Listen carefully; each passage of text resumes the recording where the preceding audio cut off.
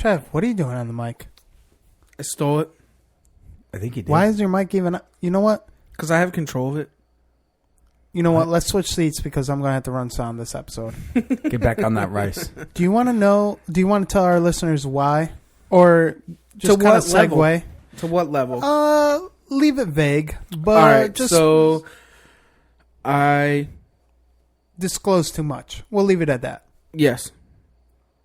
Internet-wise. Yeah. Fucked up. So, all right. Let's start off this way. Welcome to the East Coast Bowhunting Podcast. I'm your boy D-Rock here with... East Coast Trev. And... Ryan the porn star. So, Trev is going to be suspended for the next 3 episodes.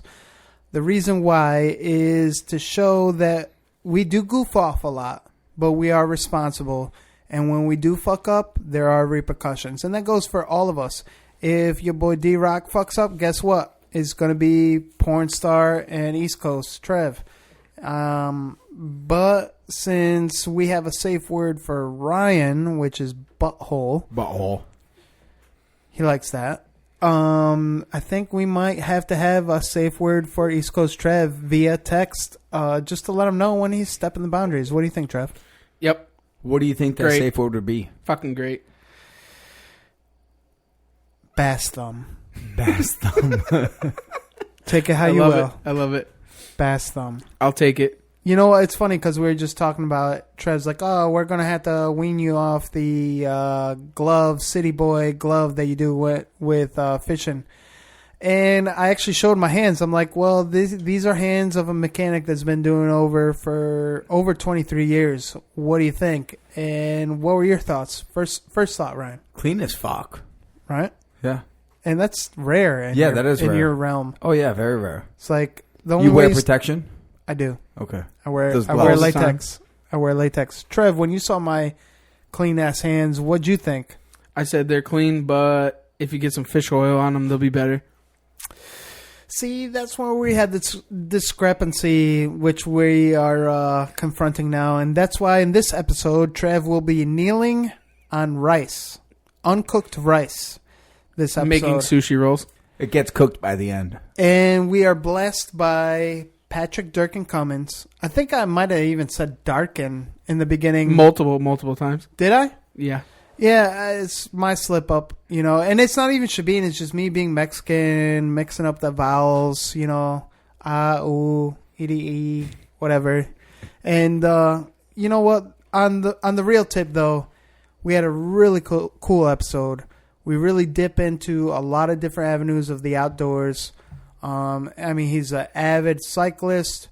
He grew up whitetail hunting. He still persistently fishes deep sea fishing for bluetail, yellowtail. I mean, what have you. He's actively involved. Yellowfin. Yeah. And yellowtail. So actively involved as these guys like giggle like little schoolgirls. But yeah, I'm Mexican, so excuse the language. I know. I'm sorry. I'm not good at this. But at the same time, though, it's like he's very relatable.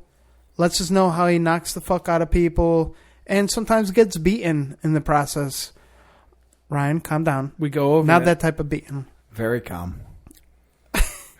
Did you just say come? Calm. CALM. Oh, so calm. Silent L. Calm. He didn't say Patrick Durkin Cummins. D-Rock. And it's funny you mentioned that, Trev, because yes. he actually enlightens us with that as well. So we'll leave it up to you, man. I mean, sorry for the regular intro we have, but we need to make money somehow. Listen to our sponsors, support our sponsors, and if you don't believe in them, hit us up. Let us know why. And you know what? On that note, let's get to it. Let's get to playing and slaying. Tune in, and we appreciate y'all. Lydia Walter, why East Coast Bowhunting Podcast? Because neither one of us wear pink camo. East Coast Bowhunting Podcast.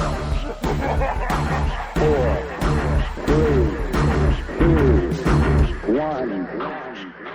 Look, man, I'm from Wisconsin. I listen to East Coast Bowhunters because you don't get anything more real than these guys. Because East Coast Bowhunting sets the standards for keeping its listeners informed on everything that matters in the hunting industry. nice having somebody, local and represent the East Coast boys. The East Coast is going to saddle up. Number one source for slaying whitetails on the East Coast. Well, you might see Jesus if you actually shoot something, it'll get you into heaven. Why East Coast? Why not? I'm East Coast, baby. That's how we roll. Chew on that. Come on the show, a stranger, and you feel like one of the boys when you leave. Because I get my hunting camp anytime I want. There's some absolute monsters roaming the East Coast, and I think it needs a little attention, so why not bring it to the East Coast Bowhunters podcast? Man, because East Coast is a tight-knit crew, and y'all like me. Raw, real, no bullshit. Because you guys are hometown boys. I love you guys.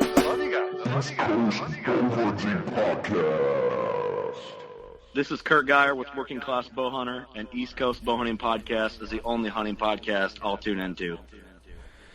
This is the East Coast Bowhunting Podcast. We are regular people that strive to educate and encourage others to get outdoors by bringing the hardcore into the woods. Hardcore has many meanings, and we complete them all. We love to hunt, we love deer camp, and we love to talk about both. We're here in Coventry, Connecticut at Slaya Studio, hiding in the mountains of God's heaven. I'm your boy D-Rock, here with Ryan the porn star. And we're going to be joined tonight by Patrick Cummins, the UFC fighter, Mr. Mustache.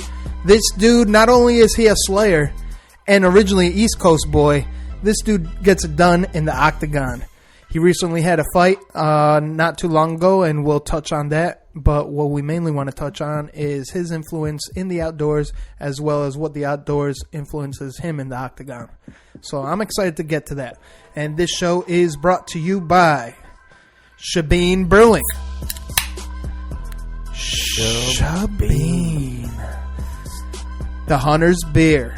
It's actually one of my favorite beers to sit down. And I say one of them because there's a lot of good beers out there, but it's definitely my go-to. 100 Demons, East Coast hardcore music, known worldwide. Let your ears bleed with some hardcore music. Outright Hunting Products. The Morph Pro is the last bow hanger you'll ever buy. Like Trev always says, it's the erector set for the grown-ass man or woe man. Oh, and by the way, Trev isn't here right now, and we'll touch on that in a little bit. So the next one is Trev's Euros for all your Euro mount needs. Trev's Euros. He knows how to clean your bone. For real, though. He uses bugs.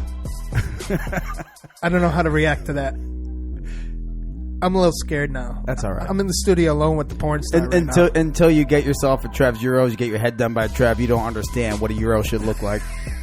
I don't know if that was the best choice of words to come back from that, but moving on. So, Encore Targets. Self-healing targets to self-heal your pockets. Perfect 2D archery target for a Mexican like me, because I'm cheap. Meyer trail cameras. Who's on your hit list? They're all on my hit list.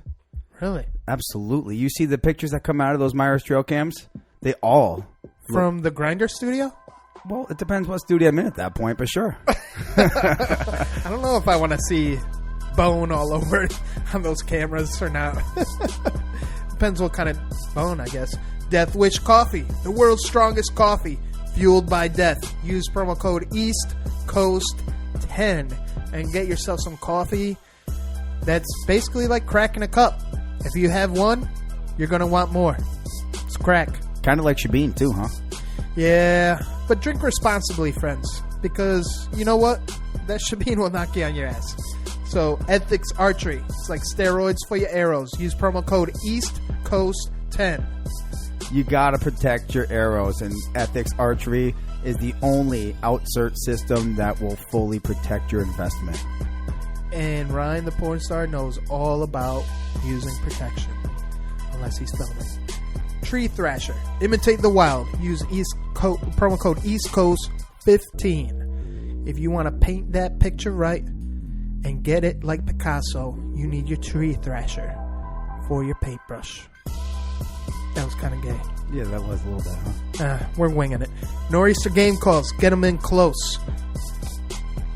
Bring those animals right to you. Deer, turkey, owl calls, squirrel calls, anything you can imagine. Get it in some freaking woolly mammoth tooth, whatever you desire. Call up Mock. Get them in close with Nor'easter game calls. Now, with crow calls, can you call in a crow with that? Absolutely. Yeah? Killed hundreds of crows with a mouth crow call. I wonder if he makes like a dirty water street pigeon call. Mock, listen up. D-Rock needs one. I want him to make it out of Waterbury trash. Like the trash on the street. You think he could do that? Of course he can. Mark can do anything. Oh, he you know can what? put that into a 3D memory for you. If you want some Waterbury trash? Nah. In a 3D memory? I want a dirty water pigeon call made out of dirty water trash. And then once I get that dirty water pigeon using the Nor'easter game call, get it into that 3D memory. Can you give Mark a sound file of that right now? What does it sound like?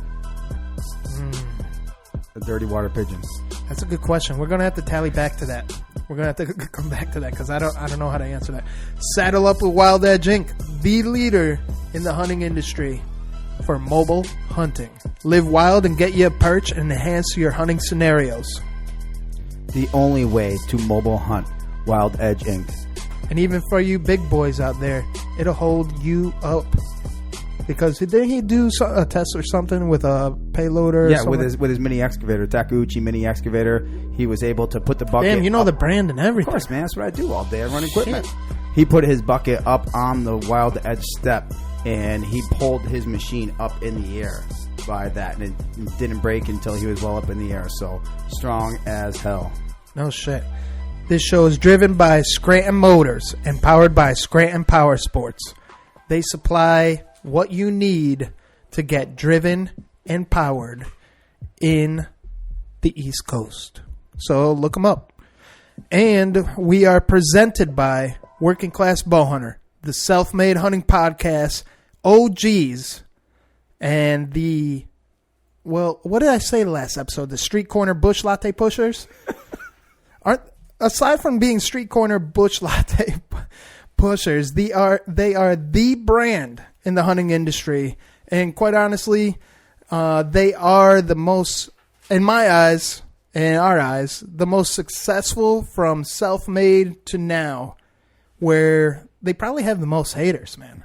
Oh, no doubt. We all have haters, but hey, they've been in the game long enough to have it more than we do. If you don't have haters, you ain't doing it right, and that's what it boils down to. We are the East Coast Bowhunting Podcast, here as always for new and old hunters by sharing our experiences in the woods through playing and slaying. What's up? What's up, D-Rock? What's going on, Ryan? Not too much, man. Man, this is the most I ever heard you talk before. Maybe it was a blessing in disguise not having Trev in studio, huh? I guess so, if you want to hear my lovely voice. Well, the funny part is, let's touch on that. Go ahead. Trev is in studio right now. He's actually in the corner, kneeling on rice with his hands straight up in the air. And he's watching us do the podcast right now. You want to ask me why? Yeah, go ahead. Why? Well, Trev got in trouble recently. You know, he did a no-no. We'll leave that to mystery. We won't get into detail. If you know Trev personally, reach out to him. If you're listening to this and you want to know and you don't know him, still, reach out to us. Well, IM him, PM him. Slip into the DMs. Send him nudes. Definitely send him nudes. It had nothing to do with nudes, by the way. He didn't get in trouble It was for the nudes. lack of nudes, I think. I just want to say that he's just MIA. He's, just to let everyone know, as much as we goof off and get a little wild, sometimes when we get too wild, there are repercussions, and these are repercussions. So we're just staying true to the podcast because we are here for you, the listener, and we appreciate all the support going all the way around. What I want to touch on, though, this past week, and I'll start with the haters, man. It's probably the most fulfilling and driving factor of this show and many other shows out there, because the more success that you do provide or accomplish, rather, it just brings the haters out of the woodworks. And it seems to me that the worst hater... Hold on. Let me sip this guava kush. Yeah, you sound a little dry over there. That's good stuff. Feel better? Guava kush. Yeah, it's good stuff. So, it brings the haters out of the woodworks. And the surprising factor is it seems to be that every local podcast has local haters first. And I may be wrong on this. If you have something to say about this, please reach out to us at either eastcoastbowhunting.com or even East Coast Bowhunting Podcast on Facebook or East Coast Bowhunting Podcast on Instagram or Twitter, even Vero or Tumblr. I mean, we're everywhere. Just reach out to us and tell us what you think about that, because our biggest haters seem to be local. And the reason I bring this up is because our title sponsor is probably one of the most rapid growing, successful podcasts out there as far as short period of time. So we tip our hats to them. And it seems like they are even more recent getting some more haters. I don't know if it's because now you see them on TV, live streaming TV, or even like Carbon TV, and they're making transitions and making big moves. I know Kurt was recently on Deercast, and something new that Deercast put out. Shout out to Drury Outdoors. It's just funny how it works, that the more success you bring to the table, the more people are paying attention in a positive way and negative way. What are your thoughts on that, Ryan? My thoughts, man, like you said, you're going to have haters anymore. You know what? Haters are going to hate. Let them hate, because it just fuels our fire to keep doing what we're doing. That means we're doing it right. That's it? Well, yeah. Why don't you keep doing what you're doing?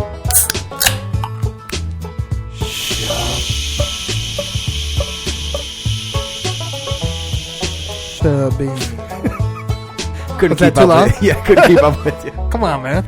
You're the marathon runner in the bed. You can't keep up with a little shh. What do you do when you're actually, performing oral? You concentrate. Concentration. Oh, man. Damn, Trev's doing good kneeling on that rice. Dude, when I was a little Mexican and my father made me do that, and it's raw rice, I almost cooked the rice before because I felt bad for Trev, but I was like, you know what? If I had to do it when I was little, I want to see this grown-ass man do it. And he's like, and he even asked, he's like, why are you pouring rice on the ground? You're supposed to put it in the pot. I'm like, this Mexican's got some torture tests for you, man. He's like, what? I'm like, just kneel. He's like, no, Ryan told me to do that last night. I didn't have a good experience. I let him use tortillas, though. Tortillas. Corn or flour? They were both soft.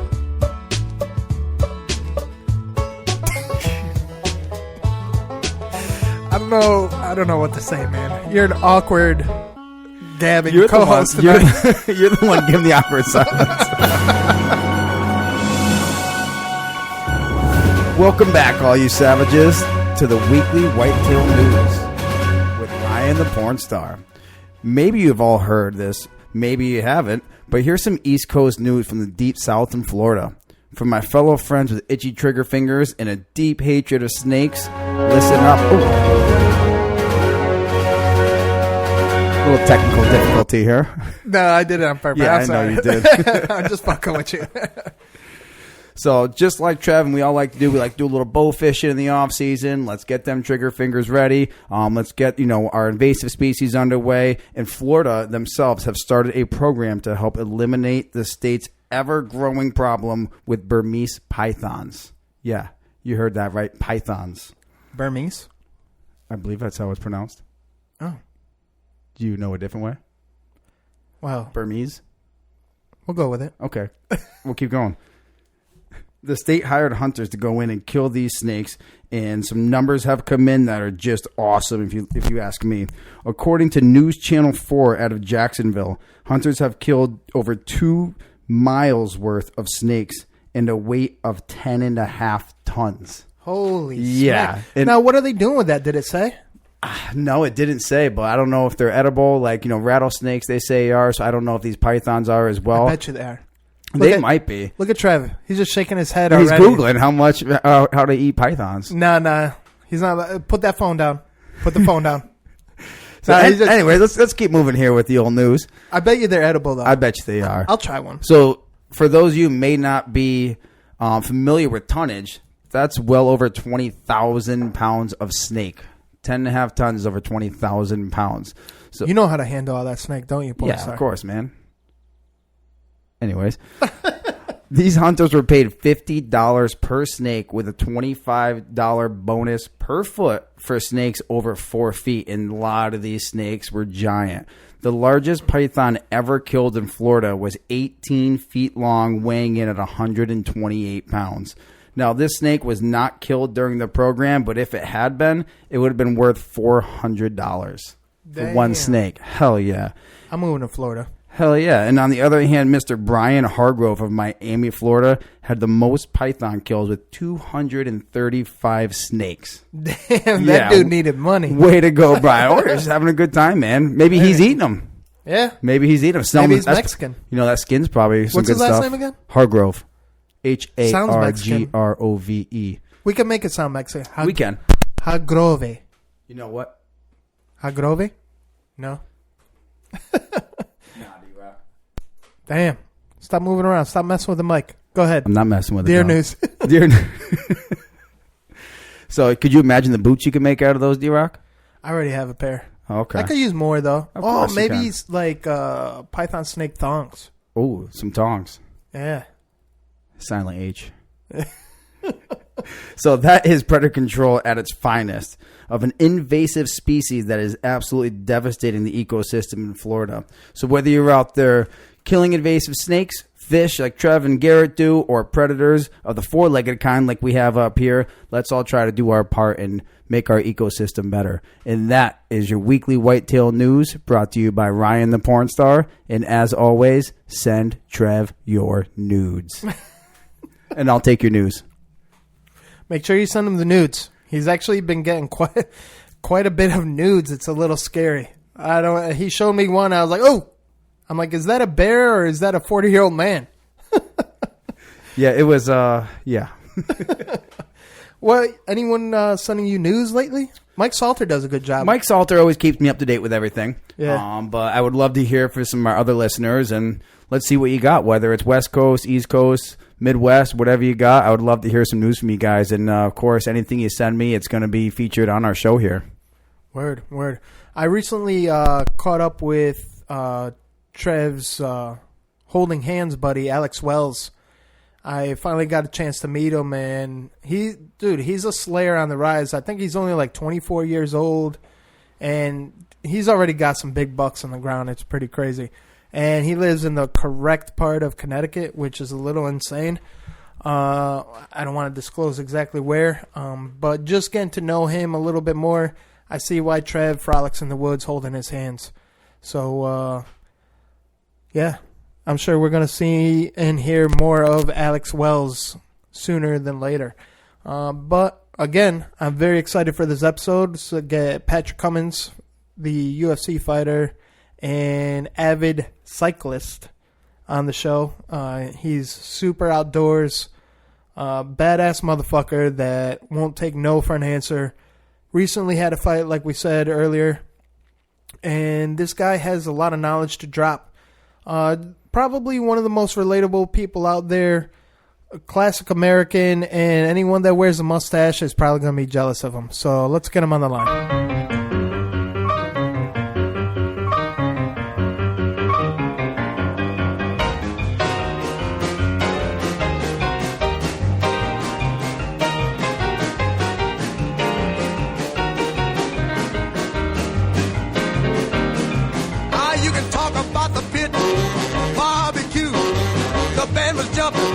The people too, mess around. They're doing the mess around. They're doing the mess around. Everybody doing the mess around. Everybody was juice, you can bet your soul. They did the boogie woogie with a steady roll. They mess around. They're doing the mess around. They're doing the mess around. Mess around.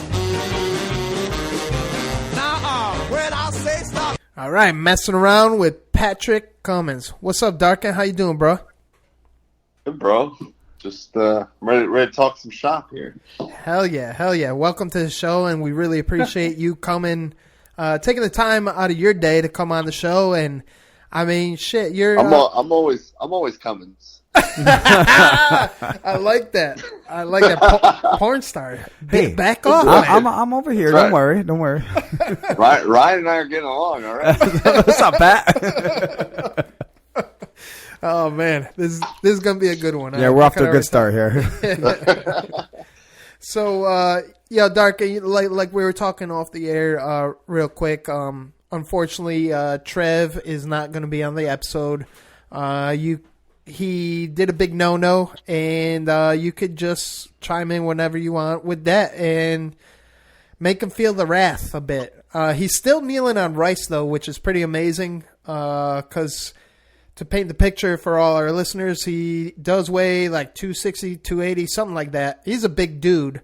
And I don't know if the rice is actually doing what I originally thought. It's not hurting him anymore. It's like he's like cooking it with his massive tree trunks for legs. So yeah, feel free to chime in on that. But let's get down to the nitty gritty. Let's start off right. Tell us who you are, where you're from, and where can we find you? Oh wow! All right, I'm Patrick Cummins. Patrick Durkin Cummins, known to the fight world. I fight in the UFC at light heavyweight, and I'm from Pennsylvania. I live out in California doing my thing, and you can find me at Official Durkin pretty much on everything. That's dope. That's dope. And what's cool is you not only do you have a really good following. For the obvious reason, but you're actually pretty active on your social media to kind of chime in and show the influence, not only to the kind of public figure that you are, but as well as the outdoor community, which is pretty cool. Yeah. It's funny because my outdoor lifestyle has changed quite a bit since being out in California. I grew up hunting, whitetail and shooting some birds here and there. But man, it's different out here. California is not the ideal place to deer hunt. That's for sure. I can only imagine, man. I can only imagine. It's badass that you're actually originally an East Coast boy. So, I mean, shit, you fit right here like a glove. It's like That's almost right. meant to be. That's dope as fuck. I'm vying for that portray spot. Trying to slide right in there. Yeah. Yo, Ryan the porn star, back off, man. Hey, I know you're getting excited. I'm getting a little excited, but this is going to be a fun episode, man. Yeah. So, let's kick it off right, man. And we could definitely find you all over social. You have a very good presence, and you're definitely a role model for sure. What got you... Let's start from the beginning with... our new listeners that may necessarily not know who you are if they're living on their rock or they're just dumb as shit. But is what got you into competition fighting? Like, take us back to your most earliest memory of that. Right. I mean, well, I have a funny relationship with fighting because I'm not, I know a lot of fighters. I train with, a bunch of dudes, obviously, but and they're all legitimate fighters, tough guys, all, have something to prove. And that's not really my style, man. I'm kind of laid back, just really chill guy, but I happen to be, I happen to be Division I wrestler. I wrestled at Penn State for a good clip there. I was a couple time All-American, and then I wrestled internationally for about 5 or 6 years after that, and then kind of got tricked into fighting. Honestly, some of my buddies that I was wrestling with, invited me out to California, and were like, "Hey man, we need," they started fighting. And they're like, "Hey man, we need somebody that's just a good wrestler to keep us sharp, and why don't you come out and train with us here and there?" And I was like, "Sure, I'll take a trip to California. It sounds like a blast." So, what I didn't realize is that was kind of a recruiting trip for me. And you know, it was like, hey, come hit pads with the boxing coach. You know, we're not going to wrestle today. Let's see what you can do. Does that sound like fun? I'm like, sure. You know, come hit pads with the Muay Thai coach. And little by little, I just started thinking, man, you know what? I could really do this. I could do some damage in this sport. And that's kind of how it all went down. I just I was wrestling on the national team. Trying to think what year that was. Maybe 2012, somewhere in there. And so you do the math. I'm an old man at that point. I didn't have my first fight till I was 30 years old. Oh no shit. Yeah, so I've had a weird entrance and kind of a weird path through the UFC, but I ended up getting in the UFC on probably 3 or 4 years after that. I was tough finding fights. Nobody wants to fight a wrestler, blah blah blah blah blah, and finally the opportunity happened. So the rest is history. I've been in the UFC I think 5 years, maybe going on 6 now. So that's I'm 38 years young. Hell yeah. Hell yeah. This one's for you. Compliments of Shabim Brewing. Cheers to that. Hey. Shabim. Good stuff. Yeah, what's that all? What's the Shabim all about? Can you give me the rundown and the drink? Hell yeah. Good question. Good question. I'm glad you bring that up, actually. We're sponsored by Shabim Brewing. They are a Connecticut beer out of Wolcott, Connecticut. And they're Irish influence. The owner, one of my very good friends, Richard Visco, has become friends of the podcast. And their crest, like their family crest and shield, has an Irish red stag on their crest. Oh, nice. Yeah, Nice. and then lo and behold, they made a beer, an IPA called. They're mainly craft beer, and they made an IPA called John Beer, which features obviously something similar to the John Deere logo, and they really made an impact in the hunting industry. So now we renamed them. Yeah, we renamed them Shabim Brewing the Hunter's Beer. And it's like a plague, man. You know, it's just, it could be a fad. It could be the fact that their beer is freaking delicious. And they're very organically homegrown. And what I mean by that, they're influenced by the new times. Thank you, Colorado. Their most recent beer is a sour beer called Guava Kush. Oh, nice. Yeah, so Cali's all, they're pro medicinal friendly. So, I mean, you could imagine their creativity at their brewery. So it's pretty cool. Very cool. Nice. Yeah, so we will, I mean, if you want some beer, I don't know your workout regimen, but if you do want some Shabim Brewing, we always offer our guests a chance to get that shipped to their home address, so we can make that happen. I would love some. Hell yeah. Especially an IPA, man. That sounds good. Hell yeah, Shabim. Ryan just cracked one for you again. All right. You might have to get used to that. I'm sorry. It's like every time a beer cracks, we just like Shabim.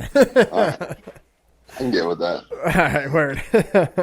So back to the main event, so to speak, is why don't you take us back down through your kind of like East Coast influencing, especially the outdoors, like whitetail hunting. How'd you get into whitetail hunting?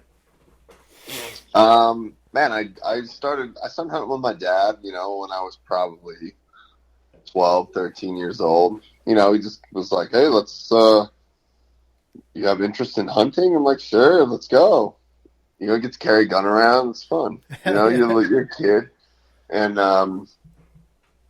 but it was kind of, it was tough. I'm a wrestler. It's a winter sport. And,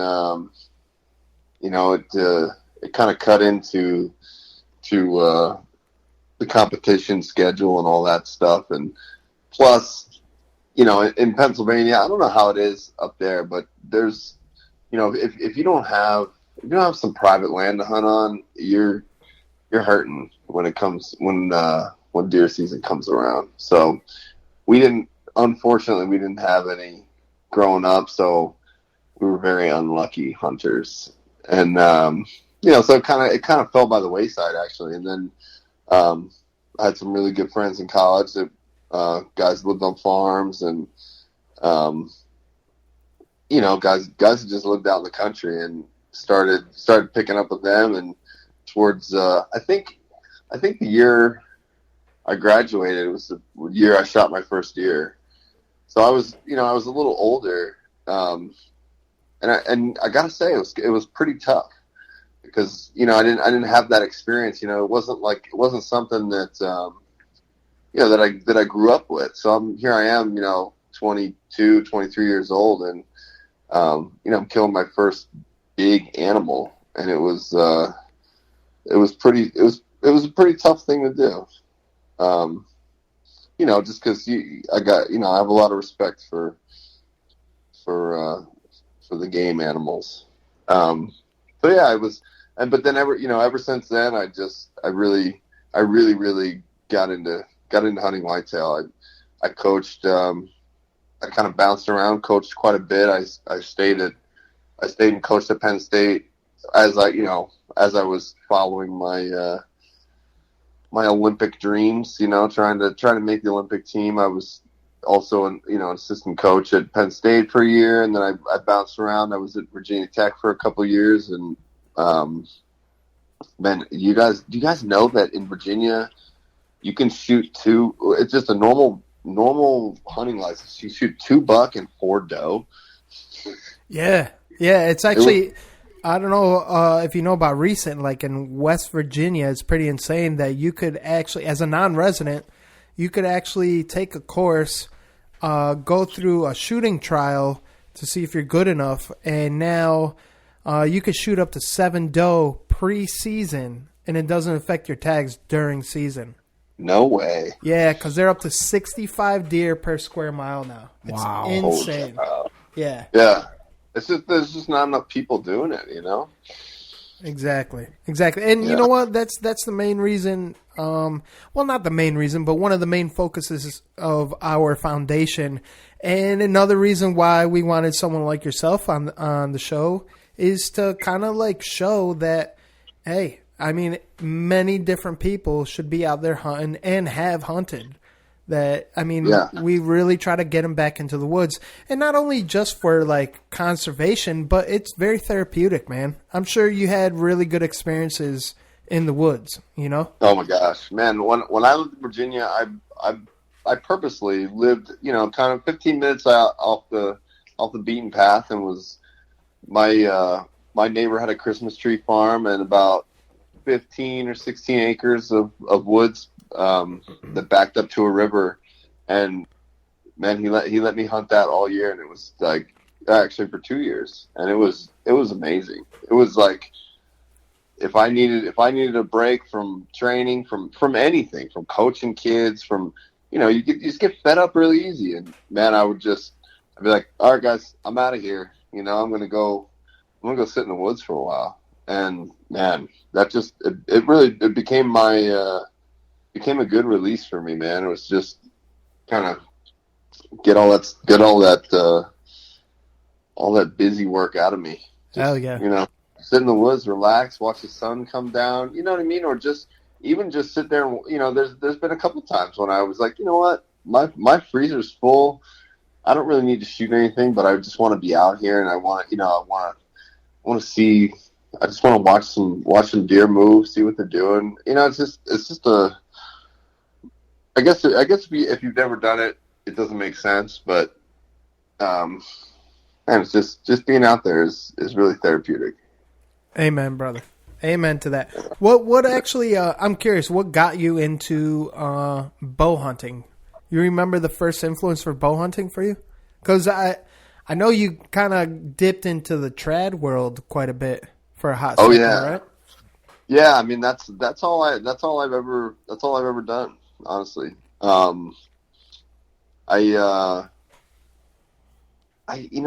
can't remember actually. I think one year, maybe for Christmas or somewhere around there. I can't remember if maybe my brother got me a longbow, or I just, I had some Christmas money left over and was like, oh, you know what, I'm gonna, I'm like poking around Cabela's and look at this, check out this longbow. Like this is something I can see myself doing, just kind of get me outside more, get me practicing it, and just kind of something different. And yeah, man, I loved it. I've been it's actually been quite a while since I've bow hunted. But man, I loved it. I loved it so much. It's really something, and it just kind of puts a little. It's way more difficult, obviously, than shooting a gun, and and even hunting trad stuff is way more difficult, in my opinion, than using a compound bow, just because I got to get right on, at least for me, my skills aren't all there, but I got to be right on top of something if I want to have a chance at it. Hell yeah! Actually, I'm glad you bring that up. I mean, we'll transition back, but talking about that, you're and obstacles and working hard. Your recent fight, man. I know it's not exactly how you planned it out to turn out, but can you take us through that a little bit and the experience of building up to it versus the results? Yeah, for sure. I mean, it was, obviously I lost, just so people know, people out there understand what we're talking about. But yeah, I mean, it's, but sometimes a loss is a win though, but yeah, please proceed. Yeah. No, for sure. And this was one of those occasions where it was like, I've been really working, I'm a wrestler, and I really put the hard work into striking, and I really wanted to showcase that and just be more comfortable in that area and not rely so heavily on wrestling and just kind of, grinding the fight out. And man, the camp was great. I did it in Vegas, and so I spent 2-3 months out in Vegas, and my coach Neil Melanson is out there. He's a freaking monster. He's like probably 260, like 6'4", 260, just like, but put together. You know what I'm saying? Like he's a scary guy, and like he always wants to roll, and man, you're not careful, he'll freaking snap something off. Beast mode. But and my buddy, one of my really close training partners, AJ Matthews, out there. He's kind of my striking go-to guy, and I had a lot of good things going on. I picked up a new boxing coach, Gil Martinez, out there, and I brought my my Muay Thai coach, Joseph Del Real, brought him out, and damn, you're throwing some good names out there, man. Shit. I got I got the spectrum. I cover it all without a doubt, man. Yeah, so I had it was great, man. I just had a really it was like a big a positive, like good energy vibe going, and it was like I'm getting close to the end of my career. You know what I mean? I just wanted to have all the people I care about with me, and going through all this with me, and all the people that care about me. Those guys care about me probably more than I care about myself. So it was a really cool experience, and like you said, sometimes it's not all about the outcome. Obviously it was disappointing. I really felt like we had things kind of kicking in the right direction, but man, sometimes it's just things happen you really can't account for, and it's like that one thing that could happen out of 100 times, and that happened to be it. So it wasn't meant to be. Hey man, that's That's okay, because you know what? You and Trev are sharing something alike right now. Trev's still on his knees, kneeling on Raj. He's taking it well, though. He's you know taking what? It well. Sometimes a little pain goes a long way as far as turning it into a positive as a learning process. You know what I mean? No, it's true. Can someone I pass think- me a Shabin? Nah. Nah, no should be for you, Trev. Keep those hands up. Learning experience, Trev. Keep those arms I up. think that's how he got in this position in the first place. Come on. Oh, see? I like that. It took you a second, D-Rock. Yeah, that almost got by me. That was a good one. I like that, Durkin. Oh, shit. I like that. But, yeah, man, we definitely commend you on everything that you portray and everything that you are and all the hard work you put into it. Is like, it's inspiring for people to hear. It's like, you train so hard, you work so hard to accomplish a goal, and sometimes it doesn't pan out your way, but it doesn't mean you give up. It doesn't mean that you just kind of throw in the towel, because by all means, to this day, from obviously we're fans, and to this day we've never seen you just kind of throw in the towel. The towel, you know what I mean? It's just not an option. Yeah. You said so earlier, between me and you said so earlier, whatever it takes. You know what I mean? I take that to heart, for sure. Yeah. You know what I mean? So, Pat, now, man, you sound like a natural at this, man. Are we popping your cherry in the podcast world, or have you done others? I've done a few in my day. You have? Okay. Yeah, I mean, you guys make it easy, though. It's like I feel like I'm just hanging out with the guys, so... Hell yeah, we respect that comment for sure. Hey. You want to? I mean, we're all about unity and bringing people together, and we definitely want everyone else to succeed as well. Like, we're not one of those competitives. It's like we embrace the world. There's enough space for everyone. So you want to shout out whatever podcast you're on, or the ones that you like most that you take away. Had a good experience. Yeah. One really sticks out in my mind just because it's a buddy of mine I used to train with, and he has a podcast called The Fighter and the Kid, and his name's Brennan Schaub, and he partners up with a comedian, Brian Callen, and those guys are just freaking hilarious, and they're killing it now. I think Brennan has another couple podcasts he does now, and he's always on Joe Rogan's show, and he's in that mix. So I had a really good time with them. It was kind of a liberating experience.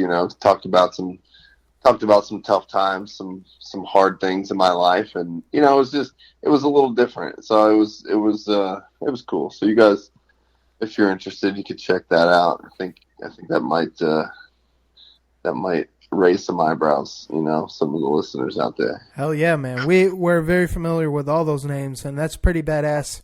Again, there's enough space for everyone, so we're all about, I mean, our faithful followers that we praise so grateful for and are grateful for.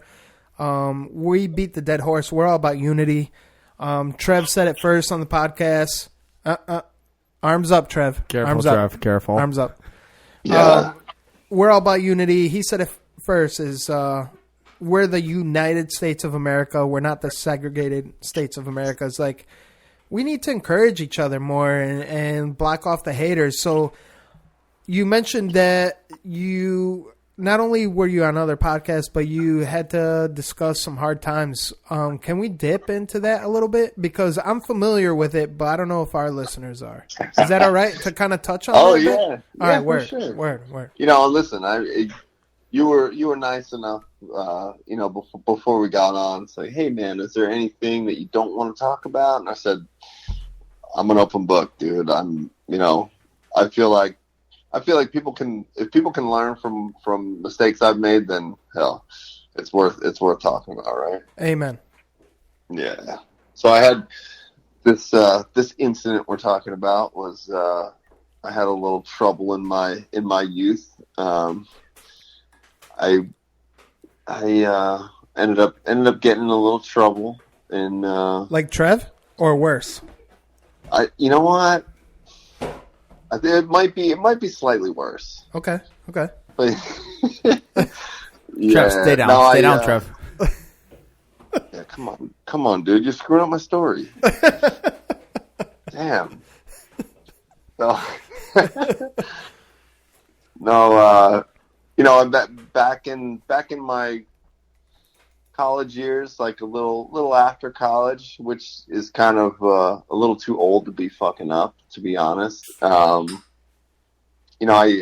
ended up getting in a little trouble. I playing some pranks on the local fraternity houses at Penn State, and we would go in. It started as kind of like, hey, let's just go on a little adventure. Like, let's go sneak around in one of these big frat houses, and maybe we'll take a paddle off the wall, or you know what I mean.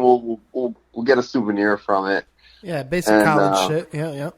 Yeah, I mean that's in my eyes, that's some normal guy shit, Yep. So, but that grew into something that it shouldn't have. We were pretty soon. We're sneaking around. We're taking stuff. We're trying to figure out, like, all right, let's try to find the biggest thing we can get and fit and try to sneak it out of here without anybody knowing. You know what I mean? We just kept pushing the envelope, and before you know it, man, it caught up with us. We got arrested and actually ended up doing some time in the county lockup, and quite honestly, I don't know if I've ever really said this before, but that's definitely one of the things that kind of motivated me to start fighting is I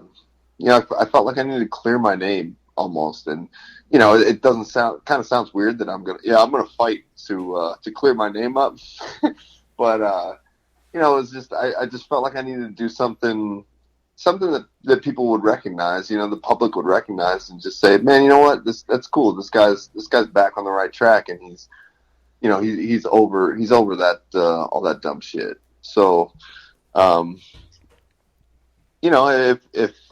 if not for that situation in my life, I definitely wouldn't be here at the moment. So I'm thankful for it, even though it sucked. I think a lot of people have that kind of situation in their life.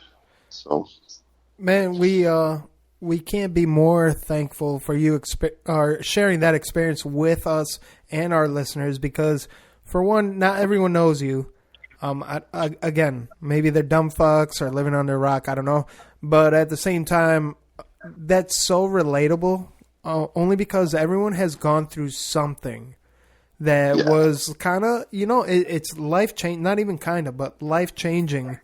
And some people, like a situation to that magnitude could make or break someone, and it drove you to success. Well, you know what? It's up to you to turn,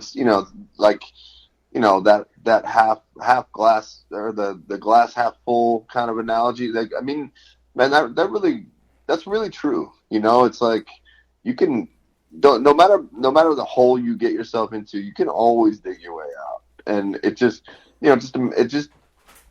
depends if you want it bad enough. And I think a lot of people don't realize that. They kind of get caught up with the whole pity party thing, and oh man, all this stuff happened to me, and otherwise I'd be doing something better. It's like, man, you know what? If you really want to do something better, you can do it. It's not things aren't unattainable, no matter what happens to you. I think. Hell yeah. It's not to keep on resorting to Trev. Stay down on. Damn, that rice is getting softer, isn't it? It's cooking. It is cooking. It's cooking. Oh yeah, I could go for a rice ball right now. Maybe like some spicy tuna roll, right? I think Trev's rolling something up over there. Yeah. Oh, whoa. You want to just don't post that shit, all right? But what I take away from that, man, is that's the discussion that us three had. We're as much as we goof off and push the lines and really walk the line, quote unquote, Johnny Cash. Thank you, sir. God rest his soul. But it's just one of those things. It's like you can never change the past, but that's what's so beautiful about the future. Is like it's never too late to change the future. And guess what? It's like, yeah, some people will judge you from your past, but guess what?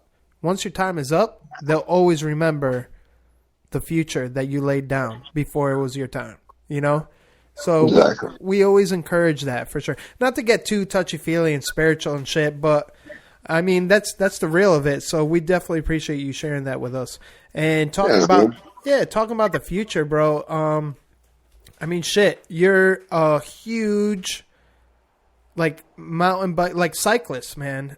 I actually have some pretty badass pictures. It's pretty insane. But can you take us down that path on how you got into that? And don't mind me, Durkin, give me a second. I'm gonna go take a pee-pee break. Or pee-pee break. Pee-pee what? Oh, dude. But please elaborate and take your time. Of course. I'm, man. I feel like, just one of those things, like staying in shape, doing, just being healthy, has always been right up there with me. And it was, I rode bikes as a kid, but never really like mountain biked hardcore as a kid. Too many other sports going on. So, I'd say sometime probably during college, we would go out in the summertime. We'd go crush some trails and have a good time, but we weren't super serious. And then after school, after college, I started getting into it a little bit more, and made some good friends. And they were, they kind of pushed me a little bit. They were a little more into it and got me into it. Got me to invest in a couple bikes and.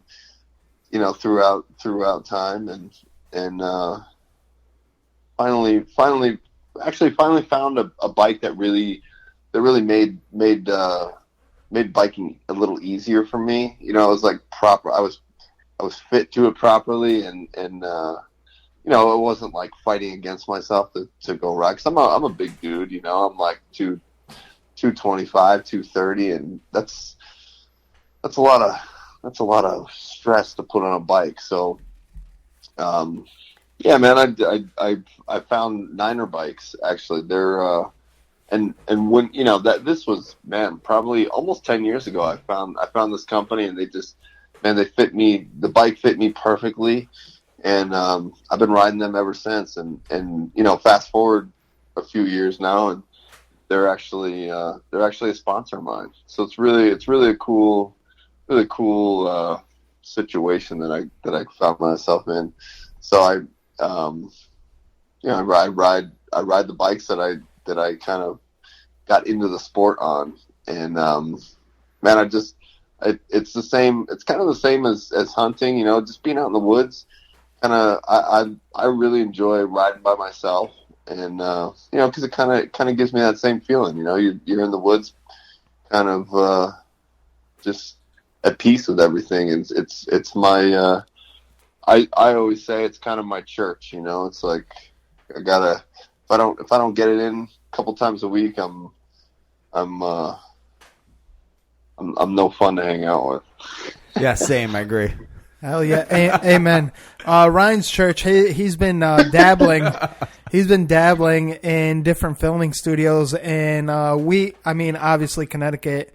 Especially New England, it's a very liberal area, and there's a lot of stuff going on. And you could relate, I'm sure, out there in the West Coast. He's actually been filming in Grindr lately, the app. Wow. Yeah, we're reaching out. We don't discriminate. We want everyone in the woods, whatever your sexual preference is. Ryan is taking one for the team. I don't know how deep he's taking it. What team is that? Whatever floats your boat, really. But I would like to get back to the podcast here. Oh, okay. All right. Now, Pat. Now, mountain biking isn't your only outdoor activity as well. You're a big fisherman as well. Is that correct? I am. Yeah. Actually, saltwater fishing, you do? Yeah. Oh, wait. Whoa. Yo, Durkin, I'm sorry to cut you off right now, but yeah. Yo, homie, how's your thumb, dog? How's your thumb doing? Dude, I broke it. I broke it in the fight, and it's like one of those things where I don't really know how I did it. But I guess my tendon ripped a piece of the bone off and broke like just the last joint of your thumb there. And, man, it's a pain. I don't know if you guys have ever not been able to use your thumb. Like, yes, it's like I have, actually. Yeah, it's like you're a cat all of a sudden. Like, I can't, like, all I have are these 4 fingers, and like, it's not, you can't grab anything. It's like you're trying to like chopstick everything, like pick stuff up like chopsticks. It's like, it sucks. You can't, like, it's hard to put your pants on. It's hard to tie your shoes, like, you name it. So I had to get that fixed, even though I was pretty resistant to getting surgery, because I've actually broken the same thumb, a few years back, and I know how shitty it is. It's like, man, I don't know if I can be in a cast for another bunch of weeks and deal with that. But I ended up getting the surgery, and good. It's on the mend. I got like, I don't know. I'm trying to see how many. I probably got like a 15-degree bend going in it right now. So I have some physical therapy I got to get to on Wednesday, and hopefully they can improve that number a little bit. But yeah, my thumb's all fucked up, man. But I actually, at the same time, I hurt my thumb. I also tore my meniscus up in my knee. So I had both. I got my knee scoped, which isn't a big deal, I just cut some meniscus out, and but I got that at the exact same time that I got my thumb fixed. So that was nice, I didn't have to. Got to kind of do the one-stop shop on surgeries, but I feel like I'm done for a while. I don't need to do that anymore. Right, man. So I'm just trying to heal up, man. Hell yeah, nothing wrong with that, man. Nothing wrong with that. Yeah, but you know what? I've been on my bike, and I actually just posted today. I've been out of my cast for 4 days. I still can't really bend my thumb, but I can hang onto the bike all right. And I've climbed like 10,000 vertical feet and ridden, I think, like almost 69 miles. And it's a good number. Good number. I love that number. And yeah, man, I've just been after it, just trying to make up for lost time. But I also went fishing last Tuesday, and I still have my cast on. I just kind of got an opportunity. I was like, all right, I'll go fishing, man. Like, we'll figure something out. I bought this rig. It's like a I don't know. I guess it's for kids. Kids that break something in the summertime, and they want to go to a pool party, or they want to go swimming in the pool. They have this thing. It's like a cast cover. It's a waterproof thing. Right. Yeah. And so I bought one of these, and was like, oh, this will work. I'll be able to fish, no problem, dude. I couldn't even bait my own hook. Like I'm like, luckily I was buddies with the deckhands, and they were helping me out. But I was like, every time they're putting a sardine on my line for me, they're like, thanks, Dad. Damn. So, but we had a rough day.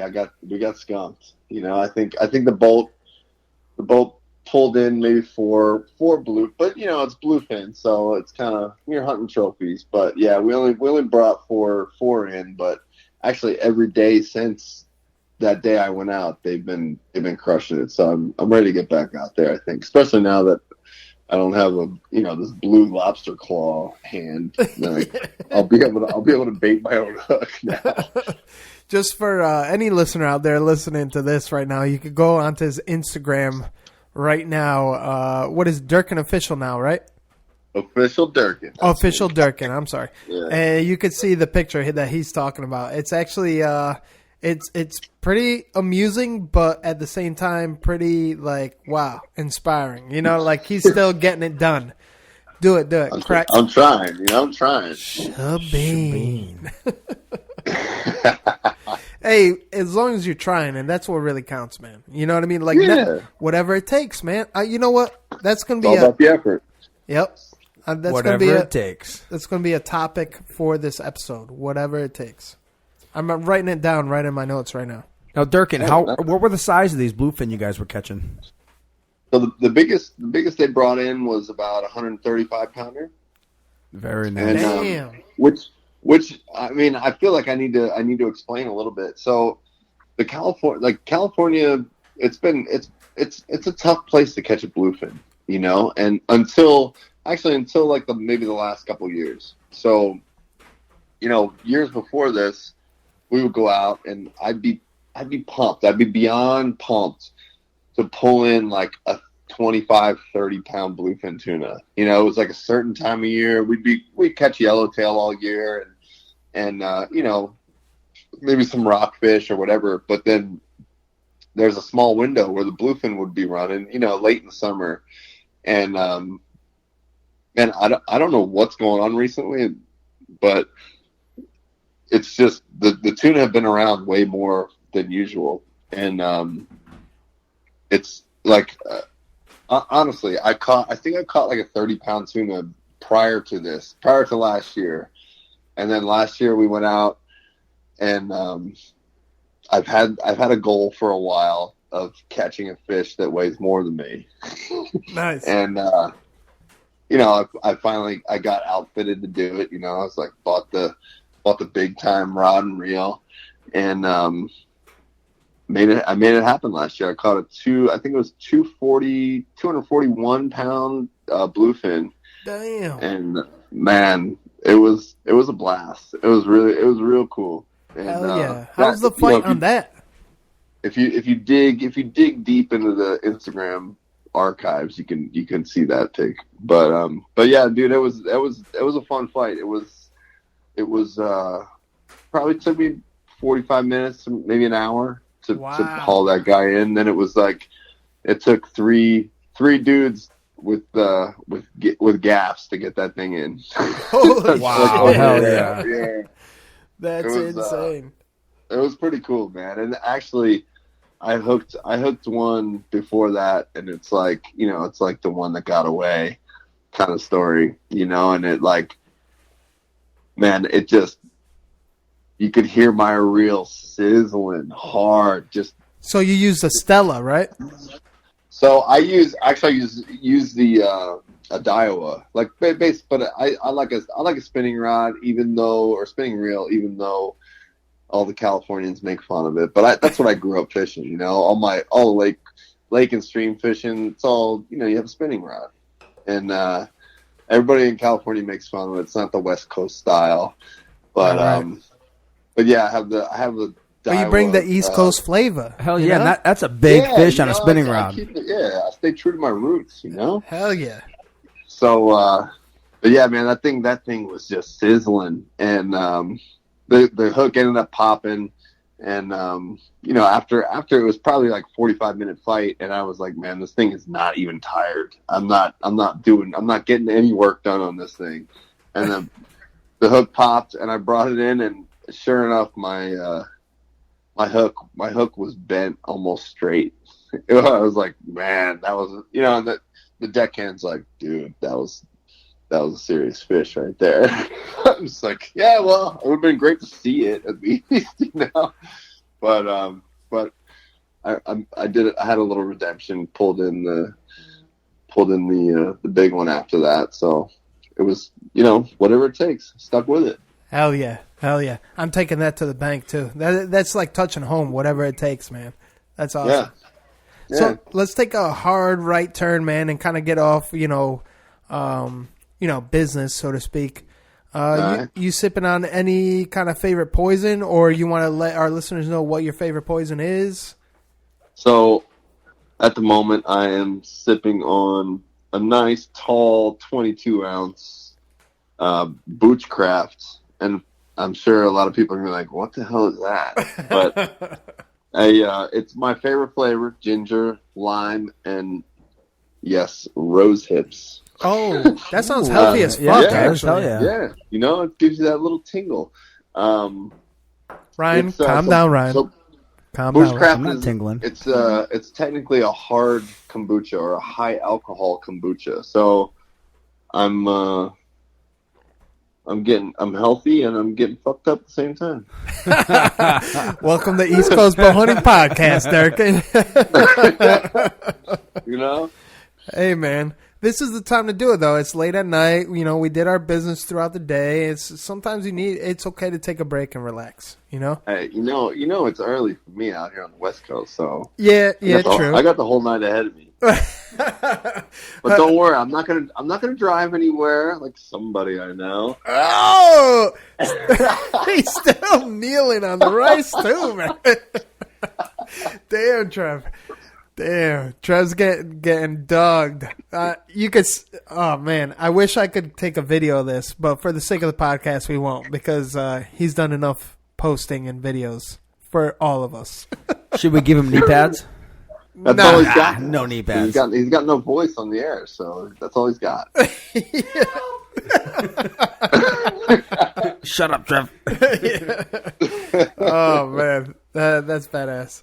So yeah, man, I'm actually familiar with that, and that is actually really tasty for anyone that's like a health nut and likes to dabble in their poisons. That's actually something we recommend. And you know what? We have something similar out here in the East Coast. Shabine offers a cucumber wasabi, which is which is high alcohol content but low calorie type beer. I want to say comparable to not Michelob Ultra, but maybe just a step above, as far as calories go. So it's nice that they cater all the way around. But for sure. We all need to know, man. Actually, let's start with the mustache, man. Oh, yeah. Yeah, what's the story on the mustache? And I have one more question as far as like features. You have a mustache follow up after this? Yeah, we can if you want. I do. All right. No, man, I don't know. Honestly, I just I would always grow a beard out, hunting season beard kind of thing, or just anytime I wasn't competing, I'd be like, I'm gonna grow the beard out, and I would just screw around and shave a mustache for a day or two, and I started to like it, and actually my dad was a big mustache man my whole life, even though now he doesn't have one. I don't know what happened there. I think he's losing testosterone or something. Whoa. It could be a different spectrum, and Ryan knows all about this. If you shaving your mustache, that means you're doing something pleasurable for the ladies. And I think we can leave it right there. What happened to the mustache rides? Yeah, that's what I'm saying. But please continue. Sorry. Yeah, so I just it's funny, I've been at that time I've been fighting the UFC 3 years. I was ranked like probably as high as 8th in the world at light heavyweight, and man, it was like nobody knew who I was, and I grew a mustache, and like that was it. Now you're on the East Coast Bowhunting Podcast. It's like, damn. Yeah, exactly. Like, one thing leads to the next, and here I am on this podcast. Like, damn. So yeah, no, it's funny. It's just, I guess it's just something that kind of sets you apart, and that's something you need in the sport. It's not just sport; it's entertainment. So it's being likable, being entertaining, So it's a weird mix, but gotta find your own way, and mine happened to be through the mustache. Amen, man. Amen. I mean, shit. Any dude that's jacked, especially like, let's set aside the UFC. Any dude that's jacked and ripped with a mustache and smiling with his bike gear on his mountain bike, and then he smiles and he's a fighter because honestly, to paint the picture, you remind me of that old school dude, knuckles out but palms up. Fist closed with the handles on your mustache. That's what you remind me of, like the prototypical like bare fist fighter. And then you're always smiling, and you're a fighter for what reason? Can you paint that picture? I got that beautiful gap tooth smile, my friend. Hell yeah, motherfucker. That's the shit, man. You know what I mean? Yeah. It's like everyone should embrace that. It's like, yeah, man, this dude's been through life for sure. Hold on. Do you have any guesses on how long I've been missing a front tooth there? If I had to guess, you're gonna get guessing years. Years? Yeah. I'm gonna have to go. You know what? I'm gonna go on the shorter end of the spectrum. I want to say like 3, maybe 4. You would be wrong. Can I take a guess here? Go ahead, Ryan. I'm going to go out on a guess and say it was your first UFC fight ever. So what we're looking at, about 8 years, right? No. Enlighten us. What do we got? So this actually was my first international competition. No, well, it wasn't international, but this was way back 2004. I graduated college, and that happened to be an Olympic year. And right after our college season ended, the Olympic trials was happening, and I qualified, so I got in my very first match. Was beating this dude up, and man, I kind of ducked under his arm, spun around behind him, and he was kind of a big, I was wrestling heavyweight at the time. He was a big, strong, kind of stiff dude.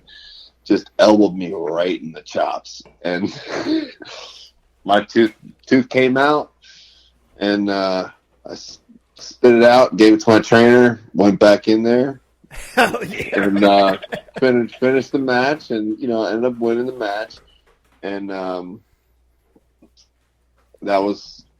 It was a challenge. The rest of the tournament was kind of a challenge around the tooth because my root was exposed. And that feeling, when you like, oh yeah, you got that weird, cold, like gross, fucking, tingly feeling. The like penny in your mouth feel, yeah. Yeah.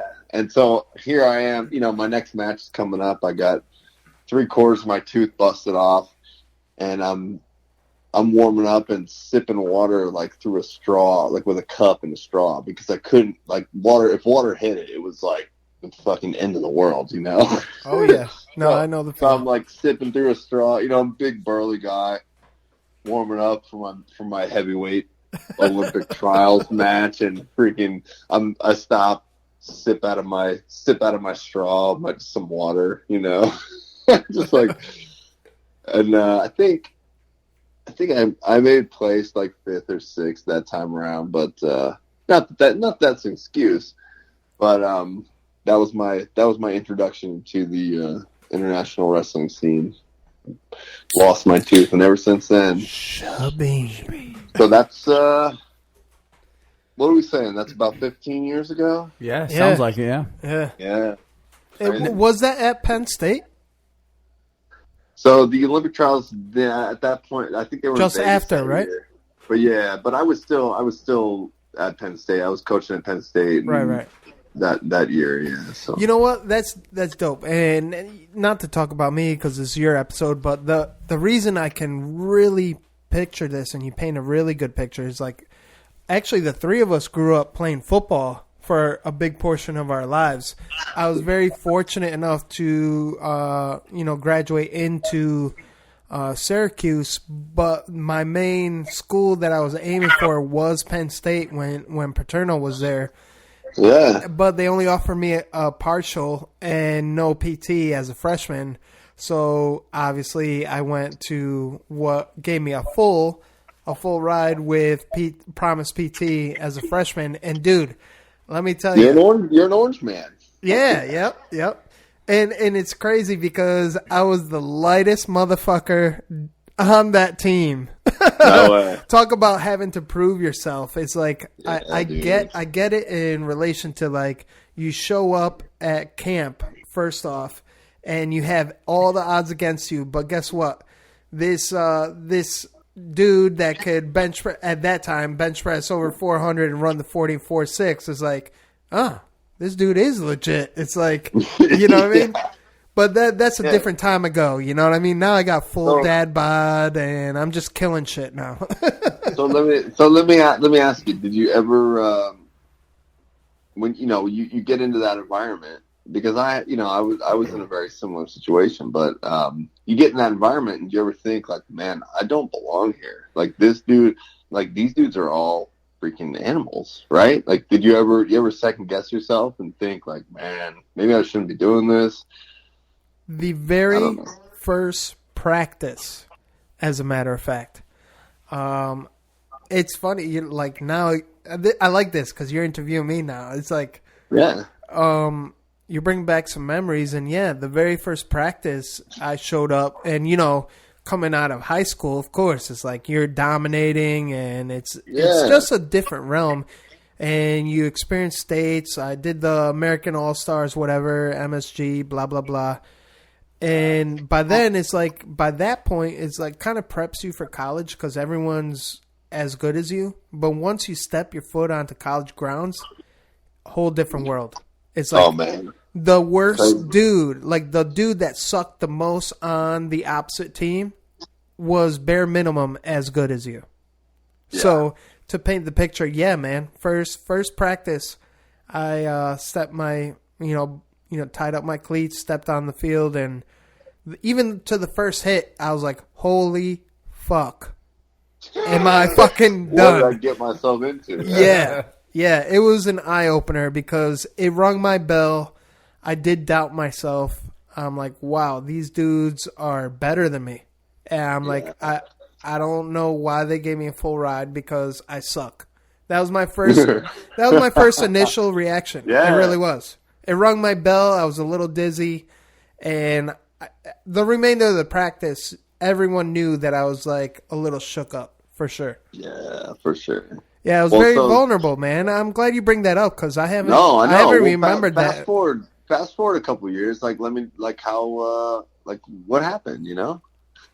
Actually, it's funny you bring that up because when I lost my scholarship, I didn't get to graduate from Syracuse because we scrimmaged Penn State, and I'll never forget this, man. It was just a scrimmage where just you get your local practices, whatever. And I was actually, fast forward, I was actually very successful. I kind of got into the routine. I knew that if you didn't give 110%, I know that sounds cliche, but any athlete out there knows what this means. Yeah. It's like you have to give 110%. If not, when you slip, that's when you're most vulnerable, and that's when you look like shit. So that being said, on this specific scrimmage against Penn State, I'll never forget number 76, Wilbur. If you so happen to listen to this, he'll probably get a chuckle out of this. All game, I'm dominating him because I was middle linebacker, right? All game, he's a pulling tackle. All game, I'm dominating him, beating him to the punch. Big dude, though. Oh my God, monstrous! Pulling like with a head start, right? Like He's got steam behind him. Exactly. Right. So set it up. Yeah, so leverage is everything. It's like if I'm standing up even a bit, he's just going to smother me. So it's all about speed and leverage. This dude, no lie, I'm beating him all game, making him look like a chump. And this is like a world-class pulling tackle, Like he had a very successful year, especially that season. And then I'll never forget. It's like 5 plays left to the end of the scrimmage in the practice, and he pulls again. I beat him to the punch, and it was totally unintentional. I'll never forget, man. He just fully extended. He did like kind of a jump type, block me off, desperation move, and his helmet just so happened to hit my knee the right way, man, and I was done. It just completely dislocated, fractured a couple parts of my bone, and no way. Yeah, so man. It was like a Willis McGahee kind of thing. Do you remember watching that? Yes, actually. In college, dude, that was disgusting. Like some dude's helmet just whacked his knee and just blew it backwards, right? Yeah. Mine wasn't backwards, but it was sideways. And all I remember is just growling like I was about to murder someone. And it wasn't, I mean, what I take away from that, though, as a negative experience turned into positive, is what it really got me in tune to is focusing back onto the outdoors, because that's when I really relied going back to the outdoors, because I knew my career was done at that moment anyways, and I didn't have a choice. You know what I mean? It wasn't meant to be, and I'm one of those guys, you know, I go to church and I'm religious and everything's meant to be, everything happens for a reason, and man, is exciting. And the point that you brought up, did you ever doubt yourself? I did in the beginning. Once you get in the flow of things, it's like, man, like, yeah, I belong here. I'm tearing shit up. But, man, did that really humble me. And I really think that happened for a reason to the fact of it brought me back down to, like, human status. Because it's very easy as a young lad to be feeling invincible, if that makes any sense. Well, especially, I mean, you're testing yourself, right? You come in. You're getting your ass kicked the very first day, and then fast forward, you know, a couple years, and you're getting the best of a world class, you know, dude, you know, pulling tackle, and you're the man, right? And then it's just like, boom, one little thing happens, and shit goes upside down. Right, and that's what it takes sometimes to kind of like bring you back to earth. And you know what? The positive out of that, it got me back into the woods. Because at that time, I was away from bow hunting, and I was really focused. Like, in my head, I really thought I was going to be NFL. Just like every other, you know, up and rising, successful young lad in whatever sports, you know, is you think you're going to make it. And you only have... Well, if you don't think you're going to make it, then you don't have a prayer. Exactly. Right? Exactly. Yeah. And in correlation, that's how we could take it to the outdoors. Is successful in the harvest. It's like you have to have your mindset that way. You have to believe in yourself. It's okay to have that doubt, you know, because that's just being human and being humble. And that's what kind of prepares you for the best. And I mean, this is a perfect segue, bro, is what does conservation mean to you? Because it seems like the outdoors is a huge influence to you, especially right now.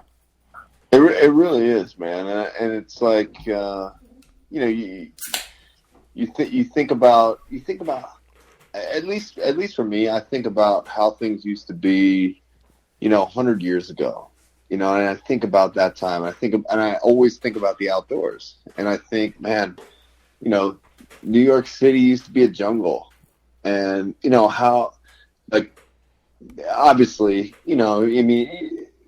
Things need to progress, right? Like the population grows, but man, preserving things like that, you know, like all the national parks, all the game land out there, like, man, that stuff is so important, and it's especially in a world where, you know, all kids grow up on an iPad. They all have, you know, it's like.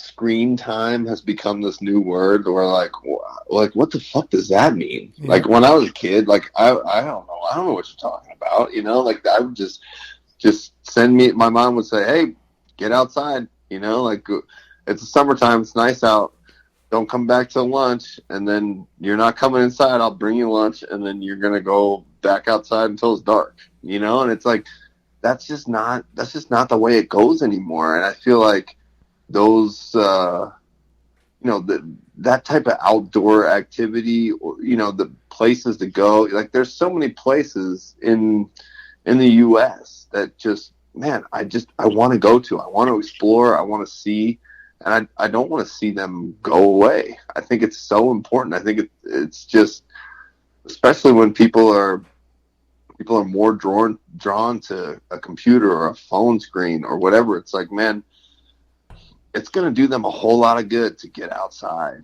and, go hunting, go do something out there, go ride your bike in the woods, man. Like, it's hard to really explain, what it does for you. But once you do it, once you get an idea of, man, there's nothing else can take its place. And I think everybody deserves to have that right. Everybody needs to feel that. And that's my bit on conservancy. Hell yeah. And it makes sense, man. Yeah, no, it totally makes sense, because I remember a time when it's just like you weren't in trouble until those street lights were on. You know what I mean? Yeah, right. You had to be home by the time those street lights turn on. And things definitely have changed. It's crazy. It's crazy. Yeah, it's so different. Yeah. So before we get into it, man, we're kind of winding down, but I'm sure every lady out there, especially listening right now, I mean, UFC fighter, outdoorsman, you love to ride your bike, and I mean, you fish, you hunt, whatever. Are you single?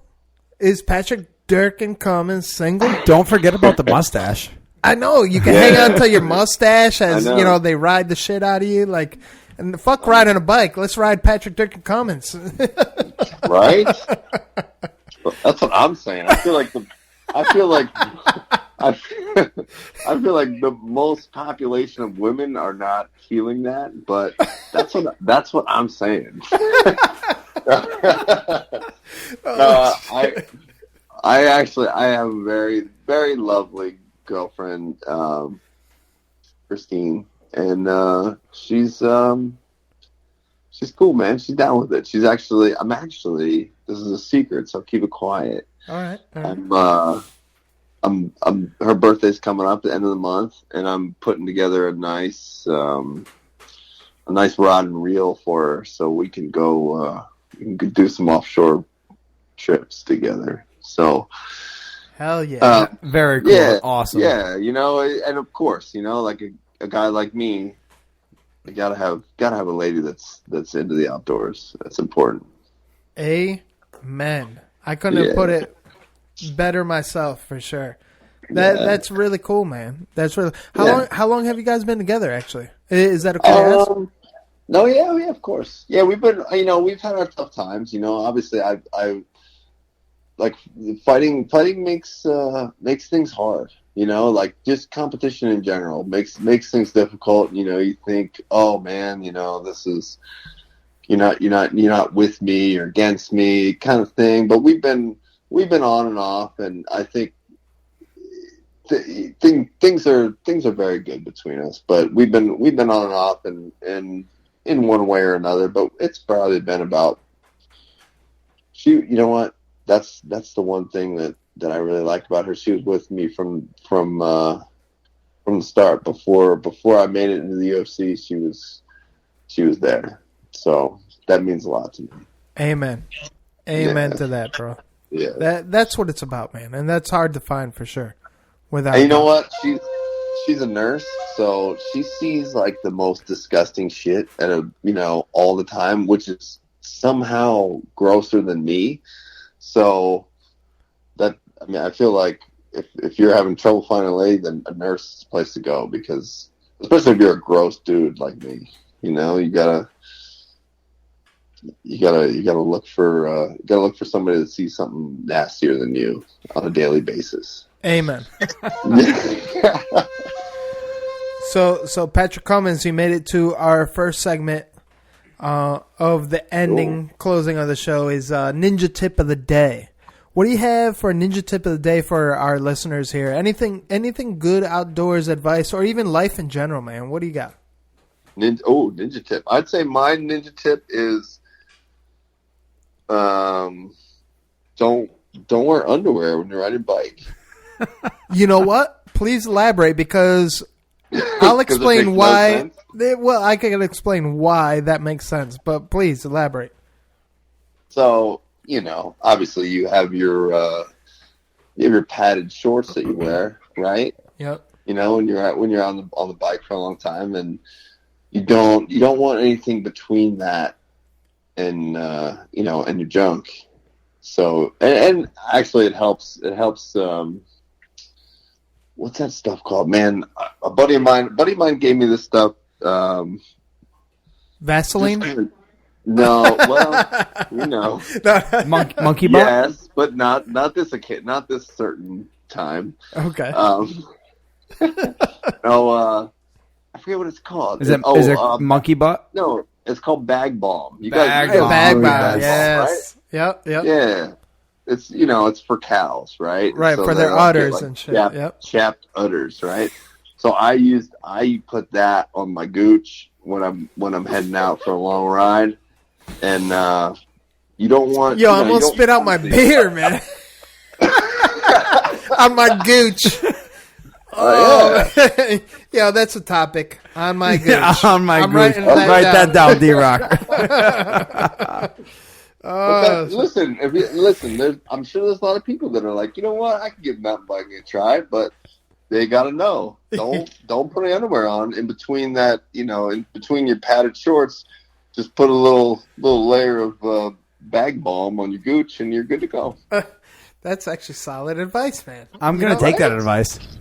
You might need it in your field. Yeah, man. A lot of riding going on. I don't even need to elaborate how I can relate with that. But yeah, that makes sense. Because I know a lot of ladies out there, when they go to the gym, I know they're not wearing underwear for the same reason. Exactly. You don't want to have, friction down there. Yeah. Down where? Well, it's in your gooch. It's aesthetically pleasing as well. Oh, man. This episode's fucking awesome. I love it, man. I love it. Oh, man. That is the shit. I finished. You can tell because I finished my tall boochcraft over here, and there's 7% alcohol in that. So I'm having a good time drinking with you guys, chatting it up. It's good. Word, man. I'm glad you're having fun, and especially most of all that you could make your presence known and give the person that's kind of teeter-tottering on the fact of either getting back into the outdoors or someone that can relate to you most and thinking about getting into the outdoors. I mean, there's many ways you can contribute, and, man, you definitely set the pace. Before we wrap it up, man, I've been meaning to ask you, not just your most memorable hunt, but you were on a hog hunt before, right? I was, yes. Can you take us through that a bit before we close her up? I can. So I have some very good friends up north in Bakersfield, and I don't know if you guys know any facts on Bakersfield, but Bakersfield, California is like where probably like 90% of the produce in the country comes from. So it's a very, there's tons of orchards, there's tons of farmland, there's, it's an interesting place, and people usually don't think of that area, of California. They don't think of California that way. They think of it as the beach and whatever. What's up, bro? Yeah. Right? Like that's what people think. Yeah. But man, there's like some real cowboys up there, and I have some very good friends that all rock mustaches. It seemed like, dude. That's the thing. I came up there, to do this hog hunt, and all those guys were getting ready to. One guy was getting married, and for the bachelor party, they were all growing out mustaches, but they were bashful about it. They didn't just grow the mustache; they grew out the beard, and then they were gonna it was. I think by the time I came up there, and I think 2 weeks later or so, they were doing their bachelor party thing. So because I was coming up, they said, you know what? Let's all get together. Let's make this guy feel really welcome, and let's shave. Let's go mustache for him, and we'll hang on to it. We'll be creepy for 2 weeks until the actual bachelor party. So they all were rocking mustaches when I came in. I was like, man, I love you guys. Like, this is great. Mustaches go good with rice? Trev, why are you speaking? Yo, why are your arms down? Get those arms up. He asked if mustaches go good with rice. I don't know what kind of question. I think he's just trying to segue his way into the episode. Get out of here, Trevor. You know what? I think he's had so much physical exertion. He's starting to see, he's starting to, like, he's tripping a little bit. Yeah, being delusional a bit. Yeah. I agree. You know what? Let's turn off his mic. Turn off the mic. Oh, wait, his mic ain't even on. He ain't got a mic. Mute that a bit. Mute it. Man, that's awesome. So you guys ended up taking down the hog that you targeted. Where? Yeah, and it was interesting. Like I've never hunted with dogs before, and these guys are all rodeo types. A couple of them are bull riders, and they have a whole different attitude when it comes to like being having a fear of an animal. These guys, there was no such thing. It was it was really crazy. They jumped right in there, got into it, and it was very cool. And watching the dogs work is actually a really neat thing too. I was skeptical, I was skeptical hunting with dogs, but man, it was really neat. It's a cool experience. That's awesome that you say that, because that's something that a lot of people touch on in the hunting industry is like, oh, hunting with dogs, it's unfair, this and that and the third. It's like, you know what? The people that say that never hunted with dogs or never saw the action, because it's the same thing as deer camp. Growing up in the East Coast in Pennsylvania, is deer camp is the camaraderie about it, like the getting together with your boys. Is like the dogs are feeling the same thing, man. Oh my gosh, they're all on the same page. So that's really cool that you got. Well, that's what I mean. You think about it. Like that's what they're bred to do, and like you don't let a dog do that kind of thing, and it's like, man, they're missing out. Like let them have a blast. Let them go chase some animals, and you know what I mean. It's like, I don't know, you're depriving them. Right. It was cool. It was really cool, and I didn't, honestly, I didn't think like that beforehand. I was kind of like, I don't know about this whole thing. Like, we'll see. But it was really good. It's good to kind of broaden my horizons when it came to that kind of thing. That's dope. Hit it, Ryan.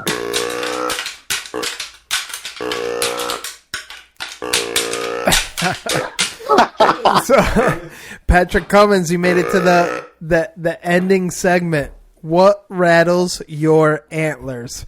What does rattle the antlers of a UFC fighter outdoorsman? So, in an outdoor sense, is that what we're talking? Life in general, outdoor sense. What's the first thing that comes to mind that rattles your antlers? What gets under your skin in a bad way? Man, what rattles my antlers? You know what?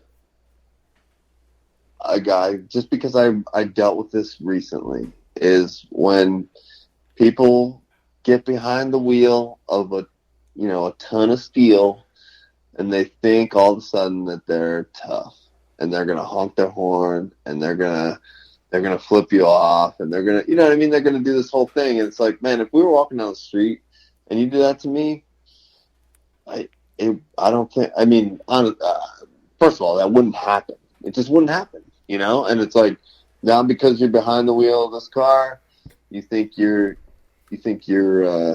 hot stuff. It's like, man, and the nicer the car is, the worse you have to act. And that really grinds my gears, rattles my fucking horns. You know what? Hell yeah. Hell yeah, Right? man. I mean, you guys know that, right? Like, you've experienced that. Oh, You're like, yeah. really, dude? Come on. Like, you're gonna be tough. You're gonna be tough right there when there's absolutely no repercussions. Cool. Exactly. Yeah. Exactly. And that's the worst, you know. I mean, the closest relation to that is like the keyboard warriors. Because I'm glad you bring this up, right? Because most of the time, I know we have a ton of guests on, and a lot of the same what rattles your antlers is the keyboard warriors. But I'm glad you bring that up because it's very similar in the same. It's like they know the repercussions are low. That's why they're so fucking brave. It's like they hide behind the steering wheel. They hide behind the keyboard. I'm like, they hide behind something, and that's why they're so brave. Yeah, no one's gonna come fuck you up when you're hiding behind your computer or your car. You can speed away. Really, it's like, man, do that when you're walking down the street. Say that same thing. Or, you know, act the same way. Go ahead. Especially to you. Like, I mean, shit. I mean, hold on. Let's paint the picture again for our listeners. For someone, I know this is just a podcast, but if someone were, for whatever fucked up reason, they come in and tune into our podcast at the end of this episode, it's like, you're not running up to Patrick Cummins, a dude smiling at you, missing a tooth, with a handlebar mustache, jacked, on his mountain bike and talking shit to him. It's like, it's not going to happen. You know what I mean? It's so friendly and fucked up at the same situation. It's like, all right, I got to respect this motherfucker. Like, you know what I mean? Yeah. You know? It's a whole different level, you know? And come on. Come on. And at the same time, you're a great dude, man. You know what I mean? You're really in it for the right reason. And you even said so yourself. It's like, you're fighting for a different reason. A lot of people are out there to prove themselves, and you're one of those few that are laid back, all about kind of just staying to your own, and, I mean, you're just good at what you do. And it ain't your fault you could fuck some shit up, you know? Yeah, it's a byproduct, you know? It's a byproduct. That's it. I like that, man. I like that. So we always end the episode with a round of positivity. And usually I put Trev on the spot, but I mean, honestly, he's on the spot already, bro. I don't know how he does it, because when I was a young lad being Mexican kneeling on rice, I couldn't last that long, but he's still doing it. Stop eating the rice, Trev. Stop eating the rice. So, round of positivity, Ryan, what do you have? Round of positivity is I'm not kneeling on rice in the corner right now, but for real though, to be where we are today on this podcast in life, Patrick, Dirk, and Cummins being on our podcast here, D-Rock and Trev all putting our hard work in with this podcast, and all of our sponsors and everyone that's surrounding us with the East Coast Bowhunting podcast team. I'm thankful for everything we've got here, and I'm thankful for a great 2019 season coming up. Word. I like that. That awesome. was good. Awesome. Yeah, that was good. My round of positivity is being able to connect with all different realms of outdoorsmen and outdoors women, and just the people out there going from coast to coast. And hopefully we get more Canadians on the show. We've had some when actually, Pat, when your episode comes out, we just interviewed Megan Patrick. If you're into country music, definitely look her up. She's she's out of Canada. She's actually East Coast as well. It's just north of New York. So, I mean, it's just a really close niche group of people, like-minded people that are on the same page, just living a different life, man. And that's the round of positivity for me. So, Patrick Cummins, my man Dirk, and what you got? Round of positivity. Man, I'm gonna echo the theme. Whatever it takes. You know, it doesn't matter what life throws at you. You can always throw back some positivity, and it's gonna give you something good. It's gonna give you something in return, as long as you're willing to work for it, and you know, you keep your eyes on the prize, whatever it takes. Amen. And on that note, stay stepping, stay slaying.